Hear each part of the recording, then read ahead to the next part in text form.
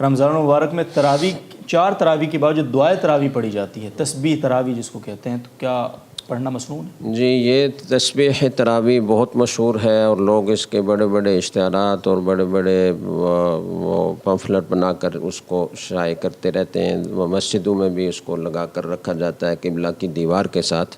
جی. تو یہ جو اتنا زیادہ اس کا اہتمام ہے، اس کا مطلب ہے کہ لوگ اسے مسنون سمجھتے ہیں، حالانکہ یہ دعا مسنون نہیں ہے. کسی حدیث میں یہ پوری دعا اس طریقے سے وارد نہیں ہے.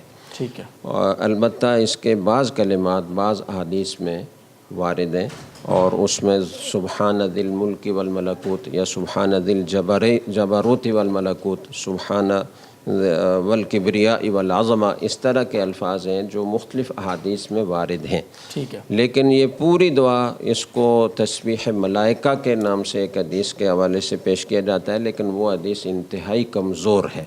تو حاصل یہ ہے کہ یہ دعا مسنون نہیں ہے. نہ حضور اکرم صلی اللہ علیہ وسلم سے ترویحہ میں یعنی 4 رکعت کے بعد جو وقفہ ہوتا ہے اس میں اس کے پڑھنے کا ثبوت ہے، نہ صحابہ کرام رضی اللہ تعالیٰ عنہم سے اس کا ثبوت ہے، نہ سلف صالحین سے اس کا ثبوت ہے.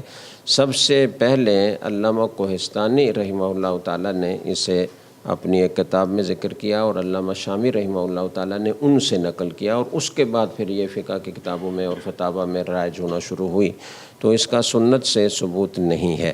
سنت سے جن اذکار کے فضائل وہ بیان کیے گئے ہیں اور وہ مستند اور صحیح ترین احادیث میں وارد ہیں، ان اذکار میں سے کوئی ذکر کرنا چاہیے. سبحان اللہ والحمد للہ ولا الہ الا اللہ واللہ اکبر، یہ پڑھنا چاہیے. حضرت مولانا رشید احمد گنگوئی رحمہ اللہ تعالیٰ اسی کا ورد فرمایا کرتے تھے، اور حضرت حکیم الامہ مولانا اشرف علی تھانوی رحمۃ اللہ علیہ اس وقفے میں درود شریف پڑھا کرتے تھے.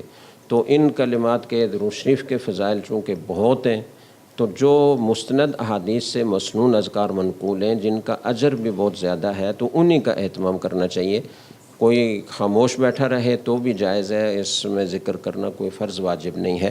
البتہ اگر کوئی آدمی سنت سمجھے بغیر اسی تسبیح کو دہرائے تو اس کی گنجائش ہے. لیکن چونکہ عام طور پر لوگ پھر اس طرح کی چیزوں کو مسنون سمجھنا شروع کر دیتے ہیں، اور دوسری خرابی یہ پیدا ہو جاتی ہے کہ لوگ جہراً اس کو پڑھنا شروع کر دیتے ہیں، تو یہ دین میں ایک طرح سے زیادتی ہو جاتی ہے. اس لیے اسے اجتناب ہی کیا جائے تو بہتر.